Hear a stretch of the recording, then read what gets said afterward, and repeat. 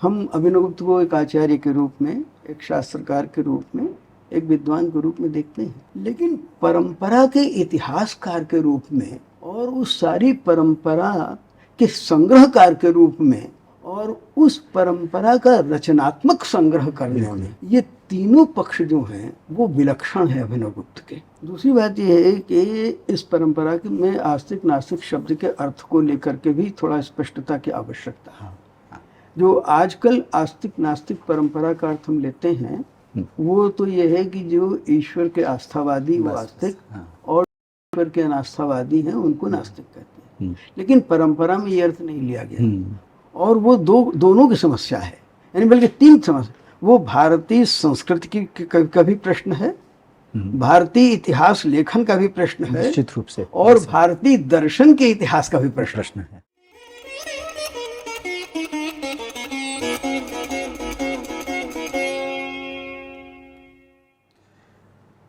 तो इस संवाद श्रृंखला का आरंभ जो आचार्य अभिनवगुप्त पर केंद्रित है और संगम टॉक की ओर से आयोजित है, इसका हम शुभारंभ करने जा रहे हैं, जिसकी प्रथम कड़ी के रूप में आज हम जो चर्चा कर रहे हैं वो आचार्य अभिनवगुप्त पर केंद्रित होगी।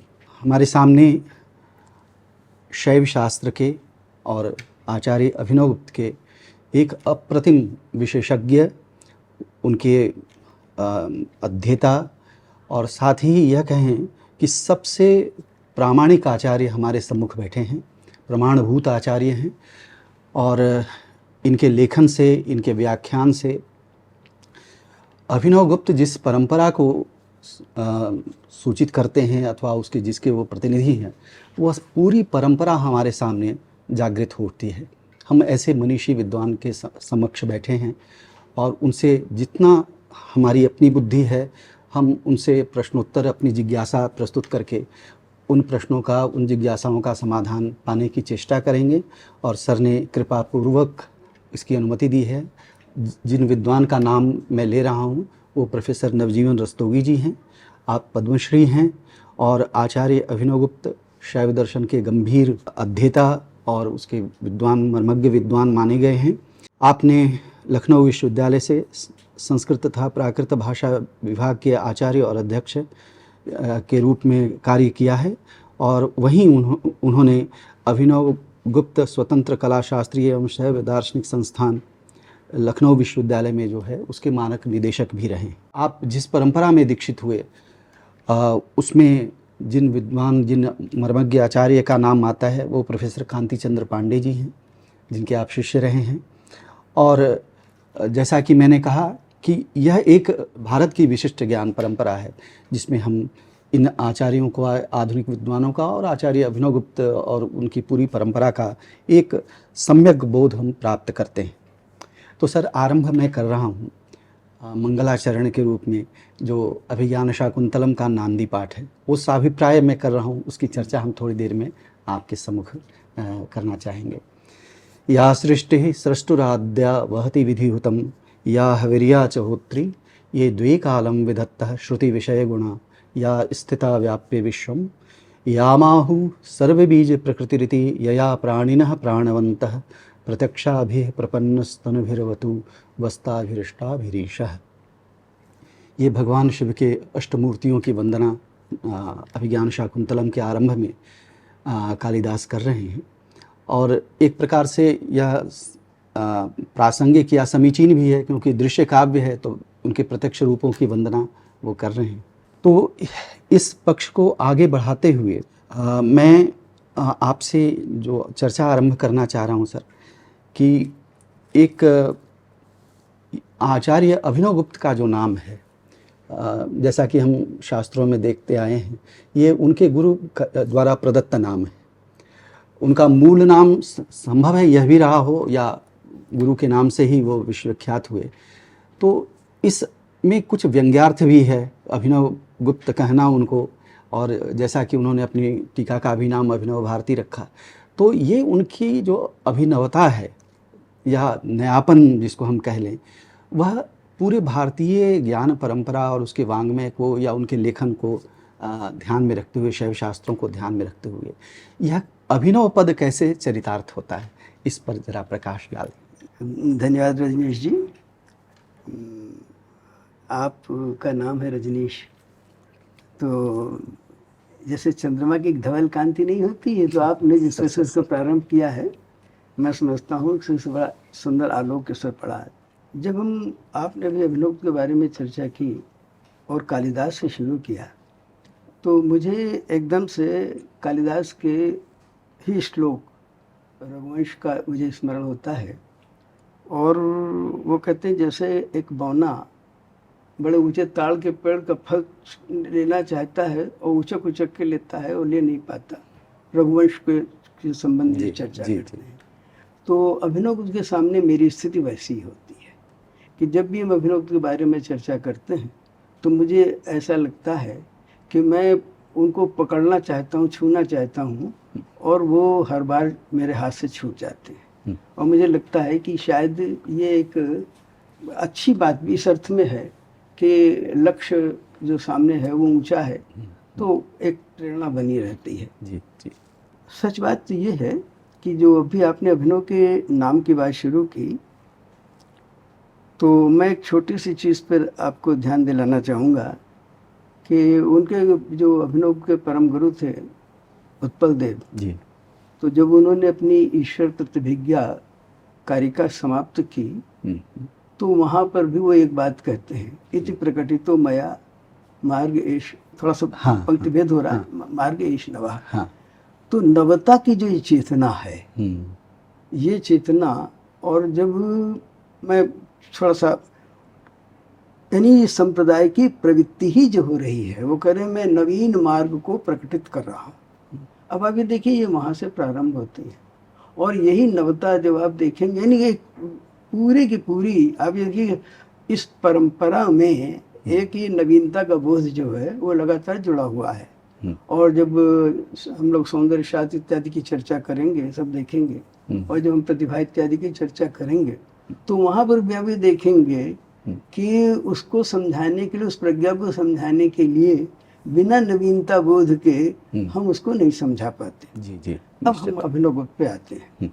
मैं आपके प्रश्न को उत्तर देने में थोड़ा पलट देना चाहता हूँ, और पलटना ये है कि अभिनव गुप्त किस अर्थ में नए नहीं है, ये देखने की बात है। ठीक। अभिनव गुप्त अपनी विचार पर, यानी कहने चाहिए विचार पद्धति में, विचार विषय में, परंपरा में, और जिस प्रकार से प्रस्तुतिकरण में, हर चीज में वो नए हैं। और ये नवता उनकी जो है वो एक कहना चाहिए एक सर्वव्यापी नवता, सर्वव्यापी यानी जिस जिस क्षेत्र में वो काम कर रहे हैं, और ये यानी साधना के क्षेत्र से लेकर के दर्शन, सौंदर्य शास्त्र, काव्य शास्त्र, कला शास्त्र, और उनकी तांत्रिक परंपरा, सब जगह ये नवता का बोध उनका व्याप्त है। और ये नवता इस अर्थ में महत्वपूर्ण है कि वो उनमें चरितार्थ होती है। यदि आपने, चूंकि अभी आपने चर्चा की, तो आपने उनके गीतार्थ संग्रह में वो अपनी चर्चा करते हुए कहते हैं कि अभिनव रूपा शक्ति ही तद्गुप्तो यो महेश्वरो देवः तदुभय यामलम। तो अभिनव गुप्तम हम वंदे। तो ये अभिनव गुप्त जो है ये दोनों के यामल हैं, शक्ति। तो अभिनव रूपा शक्ति ही तद्गुप्तो, यानी अब आप देखिए शक्ति का जो स्वरूप है वो अभिनव है। शक्ति पारिभाषिक रूप से अभिनव होती है। जी जी। तो हमेशा वो, जब तक यदि वो नवीन की सर्जना नहीं कर सकती, नवीन की संभावना नहीं कर सकती, तो शक्ति नहीं है। और उससे जो अभिनव गुप्त है वो रक्षित है। तद्गुप्तो यो महेश्वरो देवा। और उसके बाद उन्होंने काम क्या किया, शक्ति से जिस प्रकार महेश्वर रक्षित होता है, आप ध्यान दीजिएगा, यानी अभिनव गुप्त की जो व्यंजना है या कहने की पद्धति है वो बिल्कुल बदल जाती है। वहां पर कहना तो ये चाहिए था महेश्वर की शक्ति, महेश्वर की शक्ति हो जाती है तो शक्ति कौन हो रही है, लेकिन हो क्या रहा है, उस शक्ति से महेश्वर का माहेश्वर्य सुरक्षित होता है, क्योंकि उस शक्ति से रक्षित है महेश्वर। बिल्कुल। तो तद्गुप्तो यो महेश्वरो देवा। जी जी। और अभिनव कहते हैं तद उभय यामल रूपम। इनका जो ये युग्नद भाव है, इनकी जो युग्मता है, इनका जो ये सहभाव है, वो आकर के मेरे में चरितार्थ हुआ है, प्रकट हुआ है। अभिनव गुप्तम अहम वंदे। अभिनव को तो स्वयं अपने को वंदना कर रहे हैं। हम अभिनव गुप्ता अभिनव गुप्तम वंदे। अब अभी देखिए, उन्होंने हर जगह वही बताते हैं। बड़ी विचित्र बात है ये रहस्य। जब आपने प्रश्न उठाया तो विद्यार्थी के रूप में भी और अध्येता के रूप में भी एक लगातार मेरे मन में ये प्रश्न उठता रहा कि आखिर अभिनव का नाम क्या है। हाँ। और बहुत खोज करने के बावजूद भी हो सकता है कहीं पढ़ा हो, किसी कोने में भी देखने को नहीं मिला, लेकिन वो नाम पता नहीं चला। केवल वो कई बार ये कारण बताते हैं, 2-3 कारण बताते हैं। एक तो कारण बताते हैं कि गुरुओं ने उनको ये संज्ञा दी, कि गुरुओं ने, और संज्ञा क्यों दी उसका कारण जो है वो उन्होंने कहा है क्योंकि चूँकि शंकर के चरणों में उनकी रति थी और उस रति के कारण उन्होंने ये प्रसिद्धि पाई।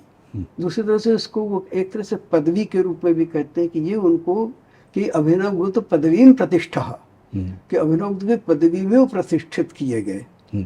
तो ये एक तरह का लगता है कि ये एक मानसूचक पद तो नहीं कहा जा सकता, लेकिन जिस कारण से एक विद्यार्थी के रूप में, छात्र के रूप में ज्ञान की अदम्य उत्कट पिपासा के कारण उनको ये दिया गया। तो ये तो एक उनके नामकरण का कारण है। और अभिनव गुप्त जब विषय वस्तु को उठाते हैं कि देखिए अभिनव गुप्त की भूमिका क्या है। हम अभिनव गुप्त को एक आचार्य के रूप में, एक शास्त्रकार के रूप में, एक विद्वान के रूप में देखते हैं, लेकिन परंपरा के इतिहासकार के रूप में और उस सारी परंपरा के संग्रहकार के रूप में और उस परंपरा का रचनात्मक संग्रह करने में, बिल्कुल सर जी, ये तीनों पक्ष जो हैं वो विलक्षण है अभिनव गुप्त के, निश्चित रूप से। और मैं समझता हूँ कि और ये एक जगह पे नहीं, जहाँ जहाँ पर भी, चाहे वो कला परंपरा हो, चाहे वो नाट्य शास्त्र की परंपरा हो, चाहे वो दर्शन की परंपरा हो, चाहे वो तंत्र शास्त्र की परंपरा हो, जिस जगह पर भी अभिनव है तो परंपरा के आदि से लेकर के जितने भी सारे संग्रह स्रोत हैं उनका संग्रह करते हुए अभिनव गुप्त हमारे सामने उस परंपरा को जब प्रस्तुत करते हैं तो वो परंपरा के रूप में ना करके एक नई आभा से दीप्त होकर के हमारे सामने निश्चित रूप से ये अभिनव गुप्त की। तो मैं समझता हूँ कि ये इस रूप में हम अभिनव गुप्त को ले सकते हैं। अच्छा सर, आपने जितनी सुंदर इसकी व्याख्या की, सब प्रमाण प्रायः एक जो आम समझ है, मैं अपने लिए नहीं पूछ रहा हूँ, जो एक सामान्य समझ लोगों की है परंपरा के संदर्भ में, कुछ लोग इसको एक विरोधी के रूप में भी देखेंगे कि परंपरा भी है और नयापन भी है। इसको कई बार कुछ विरोधी युग्मों में भी देखा समझा जाता रहा है वर्तमान विमर्शों में। तो यह अभिनव गुप्त के संदर्भ में या अपनी आचार्य परंपरा के संदर्भ में यह कितना मतलब समीचीन है या कितना तर्कसंगत आपको प्रतीत होता है? अगर हम आपका प्रश्न सही समझे हैं, देखिए परंपरा तो बिना नवीनता के संभव ही नहीं है। हाँ। यदि हम परंपरा की बात करते हैं तो यदि हम परंपरा का व्युत्पत्ति परक अर्थ लें तो उसका व्युत्पत्ति परक अर्थ तो यही है, पर के बाद पर, हाँ, एक के बाद दूसरा आ रहा है। जी जी। तो जब भी जो आता जाएगा वो हमेशा नवीन होता जाएगा, निरंतरता उसकी, निरंतरता। अगर निरंतरता उसमें नहीं है, नवीनता नहीं है, तो परंपरा केवल इस अर्थ में है कि जो नया है और जो पुराना है वे एक दूसरे से विच्छिन्न नहीं है, वो एक दूसरे से जुड़े हुए हैं और उनमें जो संबंध है हम उसको एक रचनात्मक कार्य कारण भाव का संबंध है, एक क्रिएटिव कॉजेशन है कि जो पूर्व है वो पर को जन्म देता है जी, और पर्व का जन्म इसलिए नहीं देता है कि वो वहाँ पर एक शुष्क कार्य कारण भाव है, हाँ, लेकिन इस अर्थ में देता है कि नवता के बीज भी उसी पुराने में छिपे हुए हैं। हाँ। तो अक्सर हमारे यहाँ ये बात कही जाती है कि सनातनो नित्य नूतना। जी जी। जो सनातन है हाँ। वो नित्य नूतन नूतन है। है। तो सना का अर्थ है शाश्वत। तो जो शाश्वत है उसमें तन प्रत्यय लगा करके जो हम परंपरा बोध कर रहे हैं, उसको जो चरण बना रहे हैं, ले रहे हैं, तो वो सनातन इसीलिए है कि जब से प्रारंभ हो तब से चल रहा है। तो इसलिए परंपरा तो चलने का नाम है। परंपरा तो एक डायनेमिक कॉन्सेप्ट, डायनेमिक। तो इसलिए मुझे नहीं लगता कि नवीनता का इससे विरोध कोई विरोध हो सकता है। जी जी जी। और नवीनता भी, सच बात तो ये है कि नवीनता का अर्थबोध भी, नवीनता को क्या हम एक अपेक्षित शब्द मानते हैं या कहना चाहिए कि अनापेक्षित शब्द है जिसका कोई आपकी, यदि हम नवीन कह रहे हैं तो नवीनता तो अपेक्षा बुद्धि से ही कही जाएगी। जी जी, निश्चित रूप से। तो यानी नवीनता को भी अपने जीवन के लिए परंपरा की जरूरत पड़ती है। निश्चित रूप से, निश्चित रूप से। जी जी। तो मुझे नहीं लगता कि इनमें कोई विरोध है। हाँ बिल्कुल सर। तो इस संदर्भ में सर एक चीज़ और जानने की मेरी इच्छा है कि इस संपूर्ण शैव वाङ्मय में, और विशेष करके जो जिसको हम प्रायः काश्मीर का शैव दर्शन कह रहे हैं आजकल, मेरे ख्याल से कि यह जो अभिधान है काश्मीर शैविज्म, ये संभवतः जेसी चटर्जी की जो किताब आई वहीं से आरंभ होता है, उससे पूर्व का कोई संदर्भ मुझे प्राप्त नहीं, आप बताएंगे? जी। तो वो शायद दक्षिण में जो शाखाएं हैं उससे कुछ पृथक दिखाने के लिए ऐसा कुछ नामकरण किया होगा उन्होंने। तो मुख्य प्रश्न यह नहीं है, प्रश्न यह है कि इस पूरे शैव शाक्त परंपरा में, जो भारत की शैव शाक्त परंपरा है, उसमें हम एक चीज़ तो प्रारंभ में देखते हैं सर कि सबसे बड़ी कठिनाई जो हमारे सामने भारतीय दर्शन को लेकर के आती है वो है कि क्या इसका कोई वर्गीकरण प्रस्तुत किया गया है परंपरा में भारतीय दर्शन का, जैसे कि प्रायः आस्तिक नास्तिक कह करके, वैदिक अवैदिक कह करके, या ईश्वर अनिश्वरवादी कह करके, इस तरह के कुछ आधुनिक विद्वानों के द्वारा मैंने कुछ सभी ग्रंथों में लगभग आजकल देखा जाता है। लेकिन मैं ये जानना चाहता हूँ, क्या परंपरा हमारी आचार्य परंपरा भारतीय दर्शन का कोई वर्गीकरण प्रस्तुत करती है, और यदि प्रस्तुत करती है तो उसमें जिसको हम त्रिक कह रहे हैं या प्रतिभिज्ञा कह रहे हैं, उसका स्थान कहाँ सुनिश्चित होगा? आपका ये जो प्रश्न है रंजीत जी, एक ये इसको संश्लिष्ट प्रश्न मानता हूँ। संश्लिष्ट प्रश्न ये थी कि मुझे जैसे जितना मैं समझ पाया हूँ उसमें इस प्रश्न के 3 अंश हैं जी। एक अंश तो ये है कि काश्मीर शैविज्म या काश्मीर शैव मत जब हम कहते हैं तो ये जेसी चटर्जी जी का दिया हुआ नाम है या परंपरा में भी कहीं पर इसकी अनुगूंज हमें सुनाई पड़ती है। जी, जी। एक अंश। दूसरा ये कि दर्शनों का जो हम वर्गीकरण करते हैं उस वर्गीकरण में कहीं पर काश्मीर शैविज्म को हम कहाँ पर स्थापित करते हैं, या आजकल के शब्दों में कहेंगे कहाँ पर उसको सिचुएट करते हैं, लोकेट करते हैं। हाँ बिल्कुल। तो एक दूसरा प्रश्न है। तीसरा प्रश्न जो मैं समझ पा रहा हूँ वो ये है कि जो इसकी त्रिक इत्यादि जो इसका नामकरण हुआ है उसको किस प्रकार से हम समझ पा रहे हैं। जी जी। यदि आपके प्रश्न को मैं यही भी अभिप्राय है जी। तो मैं इसी क्रम में एक बात को जी सर। तो पहली बात तो ये कि जेसी चटर्जी के मन में दक्षिण की परंपराओं से तो कोई बात नहीं रही। लेकिन जब उन्होंने जेसी चटर्जी ने, सच बात तो ये है कि जेसी चटर्जी ने जब 1911 में उनकी पुस्तक लिखी, मुझे लगता है 1911 या 1913 में प्रकाशित हुई, और उन्होंने चूँकि मुख्य रूप से उनके सामने उस कश्मीर के ही आचार्य थे, ग्रंथ बहुत बहुत कम प्रकाशित हुए थे। मैं शायद एक आध किताबें प्रकाशित हुई थी, शायद परमार्थसार, शिवसूत्र, ये 2 पुस्तकें प्रकाशित हुई थी, और तब तक कोई अन्य ग्रंथ प्रकाशित नहीं थे। और वो संपादक थे, मुख्य संपादक थे। तो उस समय उन्होंने उन आचार्यों को देखते हुए इसका नाम काश्मीर शैविज्म रखा।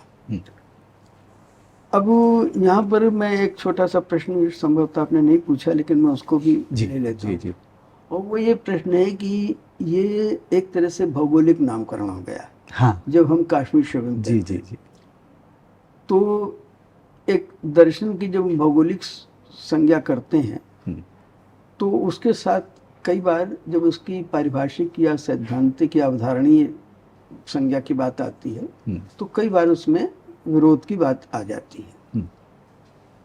तो मुझे ऐसा लगता है कि, और दूसरी बात है कि कश्मीर के अंदर बहुत सारी परंपराएं पनपी, शैव दर्शन को लेकर के शैव मत जो है बड़ा व्यापक है जी। और मैं समझता हूँ कि देश भर में जिस तरह से भी आपने जब कालिदास का मंगल अभिज्ञान शाकुंतलम का मंगल अष्टमूर्ति की बात की, तो कम से कम शैव दर्शन की 8 परंपराएं तो देश के अंदर ही हैं और डॉक्टर पांडे ने अपने जी जी हाँ, बताया।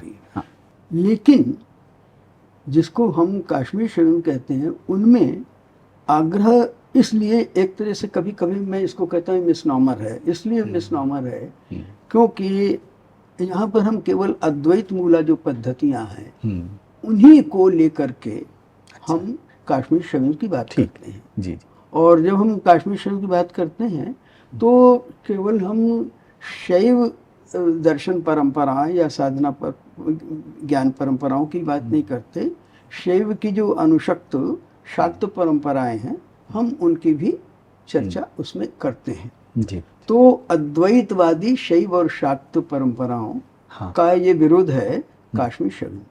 अब यहाँ पर एक बात ये उठी, सच बात ये है कि कश्मीर में इनके उद्भव होने की जो चेतना है वो केवल जयसी चटर्जी की नहीं है। आप ये समझिए कि महेश्वरानंद जो केरल के हैं और जिनकी महार्थ मंजरी पुस्तक बहुत प्रसिद्ध है, जी, तो उनके जो परम गुरु थे शिवानंद जी, जी, उन्होंने एक नित्याश्वरश्याणो तंत्र पर एक टीका लिखी और उस टीका का नाम था ऋजुवर्षिणी। तो ऋजुवर्षिणी में वो कहते हैं, ऋजुवर्षिणी जो है वो शाक्त परंपरा का ग्रंथ है, यद्यपि काश्मीर शैव दर्शन से अनुशक्त जो शाक्त परंपरा है उसका दर्शन है। जी, जी। तो उसमें कहते हैं कि संप्रदायस्यास्य काश्मीर देशोद्भूतत्वात्। अच्छा, ये वहाँ चर्चा। तो इस संप्रदाय का जो उद्भव है वो कश्मीर में हुआ है, इसकी चर्चा अच्छा हमको वहाँ भी मिलती है। यानी दूसरे शब्दों में महेश्वरानंद की परंपरा के आचार्य कश्मीर से आए हुए ऋण को स्वीकार कर रहे हैं और ये बता रहे हैं कि जो जिस परंपरा का वो आसूत्रण और पल्लवन कर रहे हैं वो वस्तुतः उन्हें कश्मीर से प्राप्त हुई है। जी। हाँ, लेकिन बीच में ये क्रम टूट जाता है और इसलिए आज के संदर्भ में जयसी चटर्जी को ही हम इसका श्रेय देना चाहेंगे। अब रह गई बात कि हमारे यहाँ दूसरा प्रश्न का जो अंश है आपका, वो ये है कि हमारे यहाँ जो दर्शन और दर्शनों का वर्गीकरण, तो जो 2 तरीके, एक तो आस्तिक और नास्तिक।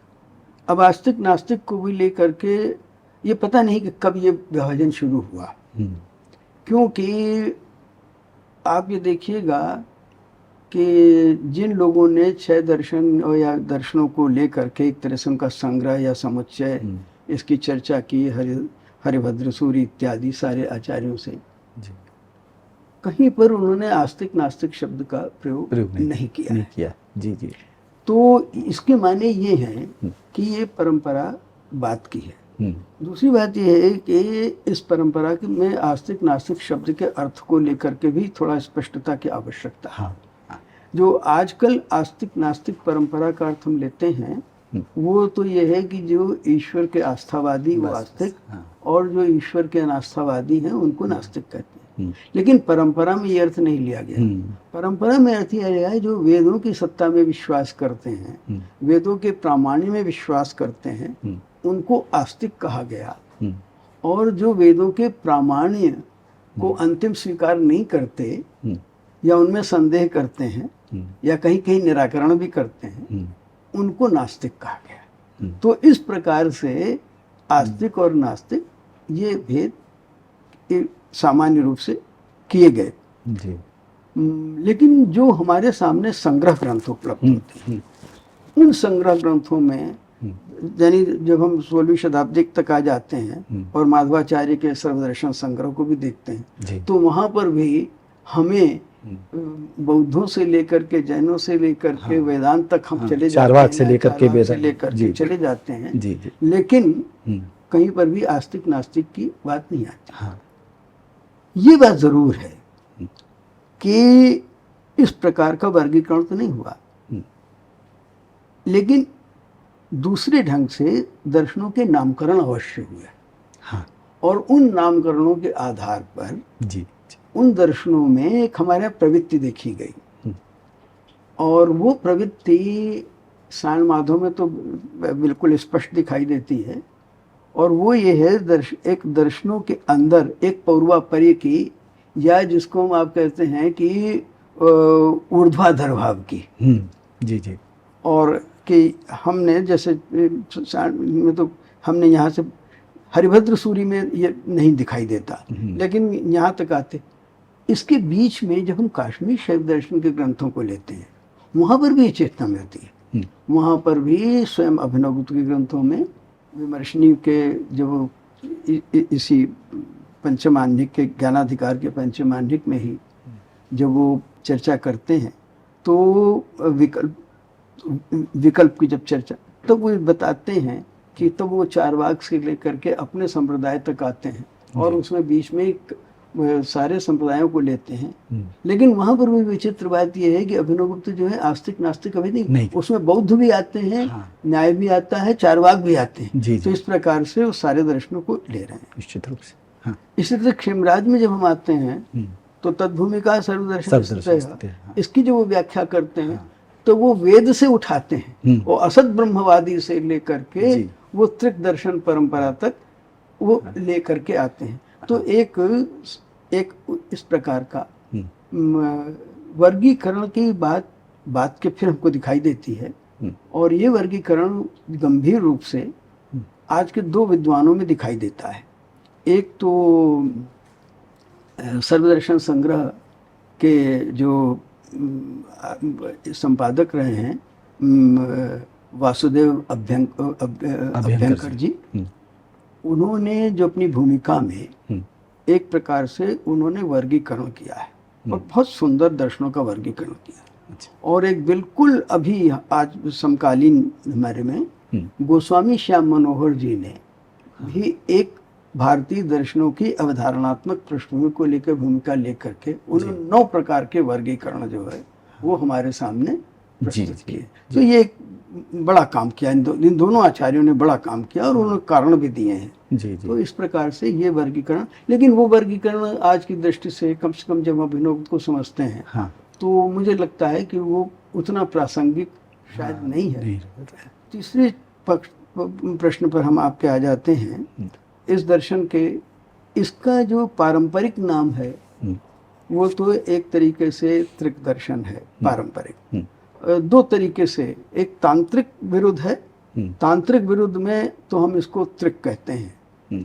नाम बहुत सारे सहोदर दर्शन तो उसका नाम, लेकिन एक तरह से ये त्रिक जो है वो एक विशिष्ट दर्शन को भी बोध कराता है, और पूरी जो तांत्रिक परंपरा में आने वाले दर्शन हैं उनका भी एक तरीके से अद्वैत उनका भी बोध कराता है। तो एक तो त्रिक शब्द का हम वहाँ पर इस अर्थ में इसका प्रयोग। दूसरी ओर जब हम अवधारणात्मक दृष्टि से, वैचारिक दृष्टि से बात करते हैं, तो दूसरा विरुद्ध हमको मिल जाता है, और वो दर्शन है प्रत्यभिज्ञा दर्शन। तो प्रत्यभिज्ञा दर्शन जो है विशेष में, यूँ तो सारे दर्शन हैं उनके बहुत अपने महत्वपूर्ण आयाम है सबके, लेकिन जो मुख्य उनकी विचारणा है और जो केंद्रीय विचारणा है उसका निर्वचन और व्याख्यान और प्रमाणन आकर के वो जो होता है वो प्रतिभिज्ञा होता है। तो वो प्रतिभिज्ञा के विरुद्ध को वो लेते हैं, प्रतिभिज्ञा का नाम जो है। तो इस प्रकार से इस दर्शन को, तो काश्मीर शैविज्म को हम इस अर्थ में समझ सकते हैं। जी, बहुत बहुत धन्यवाद सर। एक जो और प्रश्न हमारे सामने उपस्थित होता है सर, कि इतना महत्वपूर्ण दर्शन और संभवतः उतना ही प्राचीन जितना कि हम दूसरे दर्शनों को समझते हैं। आगम परंपरा को ध्यान में रखें, त्र्यंबकनाथ से आरंभ करके श्रीनाथ, अमरदकनाथ, त्र्यंबकनाथ आदि, और उस पीढ़ी में सोमानंद के समय से हमें अपने को 19वीं पीढ़ी का आचार्य बताते हैं, और 15वीं पीढ़ी से वो नामोल्लेख भी करते हैं। और तब उनकी परंपरा में आगे उत्पल देव जी और लक्ष्मण गुप्त जी, फिर अभिनव गुप्त आदि, ये परंपरा स्वामी लक्ष्मण जू तक प्रायः हम मान के चलते हैं कि वो अविच्छिन्न रूप में चली आई। तो ऐसा भी नहीं है कि कश्मीर जो है वो भारतीय विद्वानों या आचार्यों की दृष्टि से कभी ज्ञान की दृष्टि से ओझल रहा हो, और केवल शैव दर्शन के आचार्य ही नहीं, दूसरे दर्शनों के आचार्य भी वहाँ से आते रहे, जैसे जयंत भट्ट हैं, मुकुल भट्ट हैं आदि। और अभिनव गुप्त चर्चा में न रहे हों ऐसी भी बात नहीं दिखती, क्योंकि प्रायः सभी विभागों में आजकल, चाहे साहित्य का विभाग हो चाहे दूसरा, और साहित्य में भी हिंदी संस्कृत सब जगह अभिनव गुप्त के रस मीमांसा की चर्चा होती ही है, ध्वन्यालोक की चर्चा होती है, अभिनव भारती की चर्चा होती है। तो यह सब कुछ रहा, लेकिन इसका कोई कारण विशेष समझ में नहीं आता कि फिर इस पूरी कश्मीर की ज्ञान परंपरा की या वहाँ की आचार्य परंपरा या शैव परंपरा की, एक तो जो भारतीय आचार्य परंपराएं है उसमें कोई विशेष इसका उल्लेख नहीं मिल रहा है। मान ले पूर्व पक्ष के रूप में भी कम से कम श्री माधवाचार्य ने अपने सर्वदर्शन संग्रह में एक अध्याय तो लिखा प्रतिभिज्ञा दर्शन के नाम से, लेकिन संभवतः न उनसे पहले और न उनके बाद कोई ऐसा प्रतिनिधि आचार्य हमारे सामने या महत्वपूर्ण आचार्य हमारे सामने आते हैं जिन्होंने कश्मीर के इस शैव दर्शन या प्रतिभिज्ञा या त्रिक को अपनी ज्ञान चर्चा में, अपने ग्रंथों में कोई विशेष स्थान दिया हो, चाहे पूर्व पक्ष के रूप में चाहे अन्य रूप में भी। इसका क्या कारण? दोनों स्थितियों में मैं पूछ रहा हूँ सर, कि एक तो अपनी पारंपरिक जो आचार्य परंपरा आचार्य पद्धति है उसमें, और जो आधुनिक जो विश्वविद्यालय तंत्र हमारा है उसमें भी कोई पाठ्यक्रम में इसका बहुत समुचित प्रतिनिधित्व हुआ हो कश्मीर शैव दर्शन का, न दर्शन के विभागों में, न साहित्य के विभागों, न ही सौंदर्य शास्त्र जहाँ पढ़ाते हैं।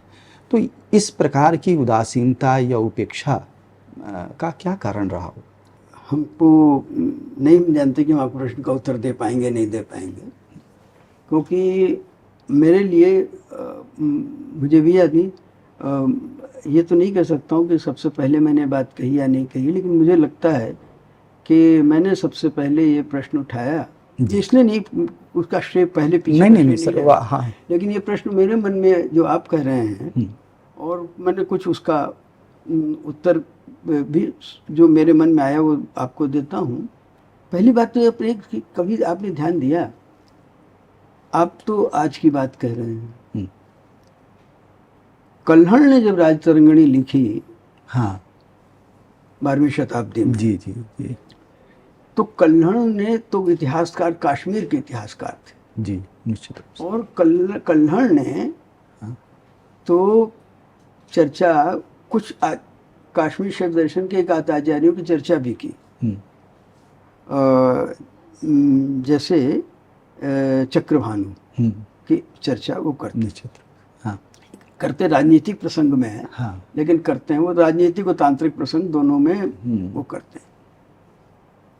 एक की बड़े सम्मान सूचक शब्दों में करते हैं, और वो कल्लट की करते हैं, हाँ, जी, और वो कल्लट की करते हैं कि अवंती वर्मा के काल में जो है कल्लट जैसे सिद्ध जो है इस पृथ्वी पर अवतीर्ण हुए, बड़े श्रद्धा वाले, जी, लेकिन कल्लट सिद्ध के रूप में तो प्रसिद्ध है, कल्लट दार्शनिक के रूप में प्रसिद्ध नहीं है।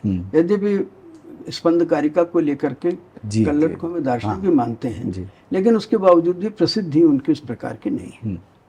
लेकिन जिन आचार्यों की दार्शनिक के रूप में प्रसिद्धि है, उन आचार्यों का तो कश्मीर की परंपरा में भी उल्लेख नहीं है, हाँ, देखा जाए, हाँ, तो बाद के तो आचार्यों की बात। अब हुआ क्या है, आप देखिए कि इसके लिए थोड़ा सा हमको इस ज्ञान परंपरा को 3 हिस्सों में विखंडित करना पड़ेगा, बांटना पड़ेगा। विखंडित मत कहिए, विभाजित कहिए। जी जी। विभाजित करना पड़ेगा। एक परंपरा तो जो है वो है काव्य शास्त्रीय परंपरा, जी।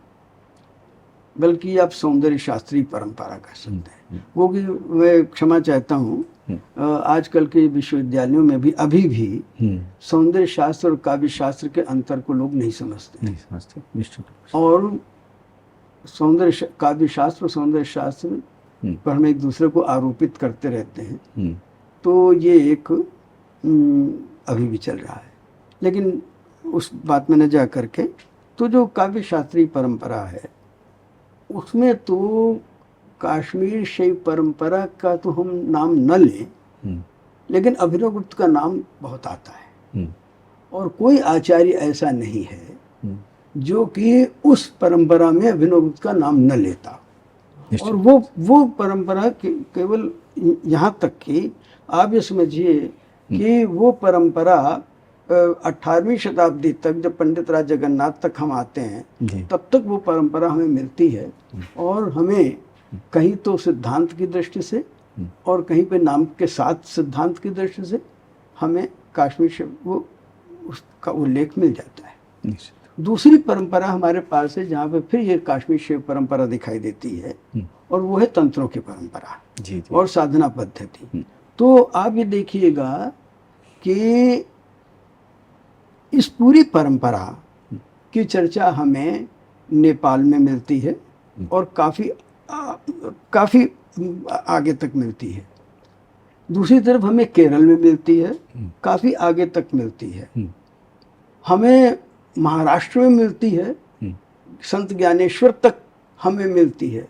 गुजरात में मिलती है, नरसिंह मेहता तक मिलती है। जी जी। तो ये जो साधना परंपरा में भास्कर राय, दक्षिण भारत में भास्कर राय के में तो अभिनवगुप्त तो काशी शिवसूत्र, स्पंदकारिका, इन सब ग्रंथों के उद्धरण तक, क्षेमराज, इन सब के उद्धरण तक हमें मिलते हैं। तो वो परंपरा में, तो साधना की परंपरा में वो कहीं न कहीं पर हमें वो दिखाई पड़ जाती है।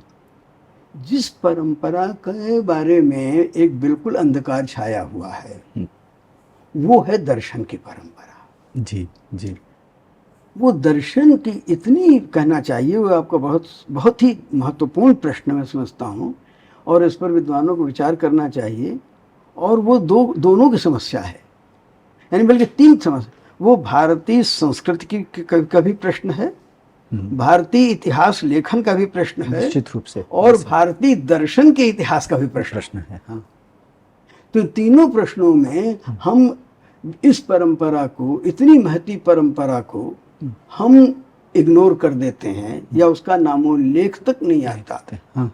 और एक बड़ी सच बात तो ये है कि एक तरीके से ये इस प्रकार का जो विस्मरण जो हुआ है वो बड़ा आत्मघाती विस्मरण, आत्मघाती निश्चित। भारतीय दर्शन के विकास के लिए जिस प्रकार से, देखिए, चारवाक की जो महिमा है, चारवाक की क्या महिमा, चारवाक चाहे जैसे रहे हों, लेकिन चारवाक वो बिंदु बनते हैं जहां से भारतीय दर्शन खड़ा होता है। निश्चित।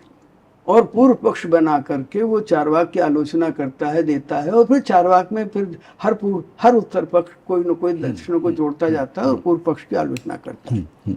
उसी प्रकार से उसके बाद, यानी इस कड़ियों में कई कड़ियां जुड़ती हैं जी। उसके बाद आते हैं हमारे पास बौद्ध पूर्व पक्ष बन जाते हैं, और वो पूरी तथाकथित आस्तिक परंपरा के पूरे आस्तिक परंपरा के पूर्व पक्ष बन जाते हैं जी जी। और यदि बौद्धों का और इस भारतीय आस्तिक परंपरा का या हिंदू परंपरा जिसको हम कहते हैं, मैं इस शब्द का प्रयोग नहीं कर, तो इसमें जो आदान प्रदान और क्रिया प्रतिक्रिया और संघर्ष हुआ है, और उसमें जो हमारी वैचारिकी का उन्मेष हुआ है, और जिस प्रकार से उसमें प्रगाढ़ता और तीक्ष्णता आई है, जी जी, वो सारी की सारी जो उर्वरता आई है, नए नए प्रश्न उभरे हैं और उनके उत्तर दिए गए हैं जी, वो सारी की सारी चीजें जो हैं वो हमें जो है वो उस सबसे हम वंचित रह गए।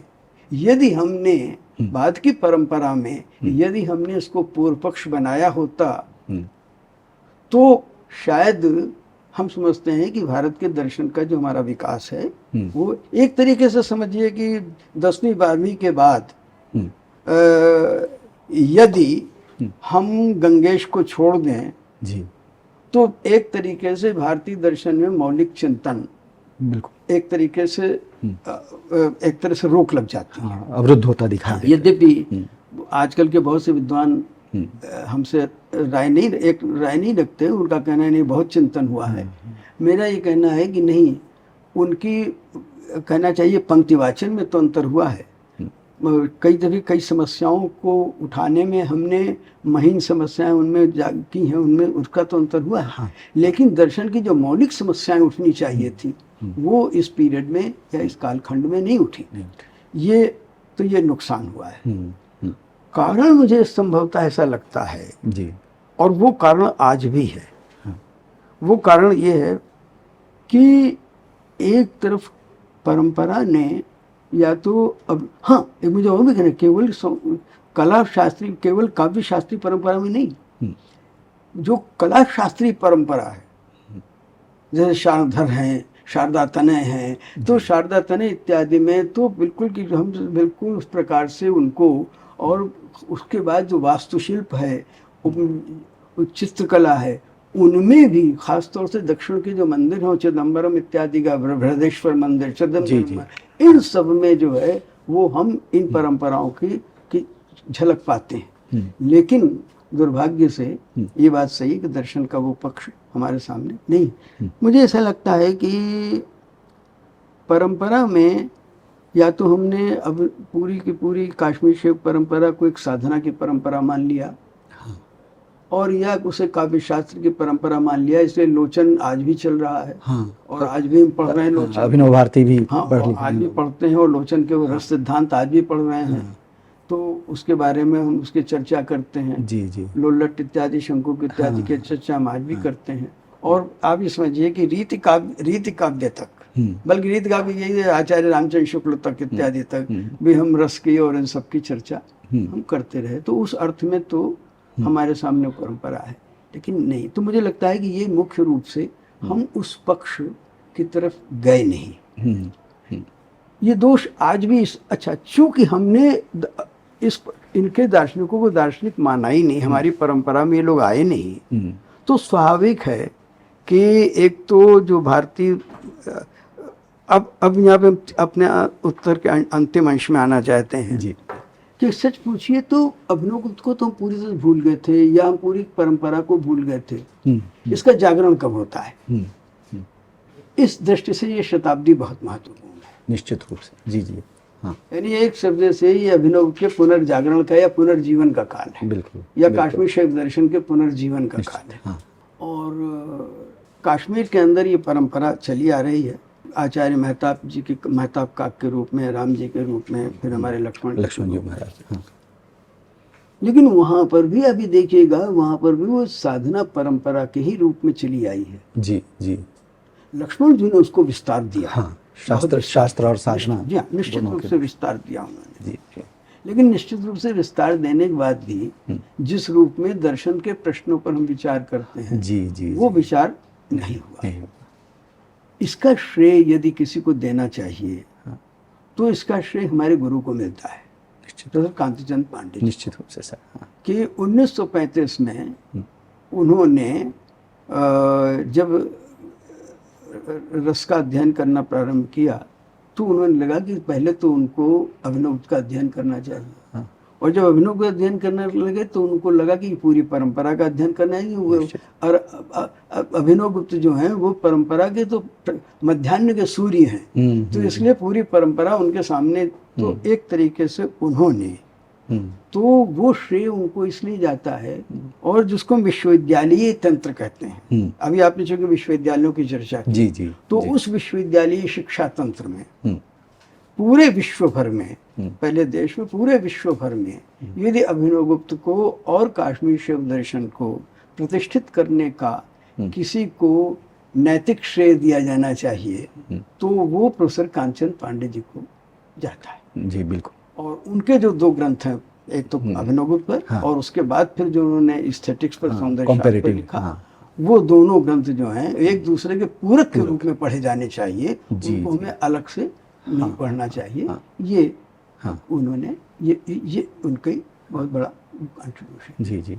तो इस रूप में हम हाँ एक छोटे से एक अनुषंग थोड़ा सा जी जी जी, और वो ये कि एक थोड़ा सा विचलन देखते हैं और अपवाद कह लीजिए कि इस कश्मीर शिविर की थोड़ी बहुत आलोचना आज के ज़माने में जो कहिए कि जो मेन स्ट्रीम फिलॉसफी जिसको कहते हैं जी, उसमें एक तो संगम लाल पांडे जी ने आज के लगभग एक 40 वर्ष पूर्व उन्होंने एक लिखा था, उसकी आलोचना की थी। उस ज़माने की दृष्टि से देखा जाए तो बहुत अच्छा लेख था। और जो वास्तविक आचार्य परंपरा में जिसको हम कह सकते हैं, वो मैं कह सकता हूँ कि इसमें और जिसमें पूर्व पक्ष बनाया है, और वो है शंकर चैतन्य भारती, जिन्होंने दर्शन सर्वस्व में जो खंडन खंड खाती की उन्होंने भूमिका लिखी, उस भूमिका में उन्होंने काश्मीर शैव दर्शन को पूर्व पक्ष बना करके और वेदांत को उत्तर पक्ष बना करके उन्होंने इसकी आलोचना की और बहुत ही प्रामाणिक, बहुत ही तार्किक रूप से उसको उन्होंने एक हमारे सामने रखा। तो ये पूरा परिप्रेक्ष्य है। एक तो जिस संदर्भ में प्रोफेसर कांति चंद्र पांडे जी का स्मरण किया, हम लोगों ने उनके अवदान को याद किया, उसकी कड़ी के रूप में ही हम आपको देखते हैं और आपके ग्रंथों की जो महत्ता है और उसने जितना कार्य किया है, आपके व्याख्यानों ने और आपके ग्रंथों ने उस वर्तमान पीढ़ी को इस पूरी ज्ञान पर समग्रता में, सबसे बड़ी बात यह है कि खंड में नहीं, एक एक खंड लेकर के जैसे लोग चर्चा कर रहे हैं, लेकिन पूरी समग्रता में जो चर्चा हमारे सामने उद्घाटित होती है वो आपके ही सारस्वत उद्योग का फल मैं मानता हूँ और इससे सभी लाभान्वित होते हैं। नई पीढ़ी में जितने हम देख रहे हैं, नए लोग आ रहे हैं, वो आपके ग्रंथ और प्रोफेसर कांति चंद्र पांडे जी के और इस विश्वविद्यालय तंत्र में और भी जो आचार्य लोग कार्य कर रहे हैं उन सबके सहयोग से संभवतः, जैसा कि आपने कहा कि यह जो 20वीं 21वीं सदी है वह निश्चित रूप से आचार्य अभिनव गुप्त के एक प्रकार से क्या कहें, पुनर्व्याख्यान का काल हम कह सकते हैं, पुनर्जागरण का भी जैसे हम मान सकते हैं। तो यह इस दृष्टि से तो महत्वपूर्ण है, पुनराविष्कार कहिए, पुनराविष्कार की बात कहें। लेकिन अब यही हमें आप जैसे मनुष्यों के मार्गदर्शन की भी अपेक्षा रहेगी कि अभिनव गुप्त या पूरी त्रिक परंपरा के अध्ययन की जो दिशा है वह सुनिश्चित रहे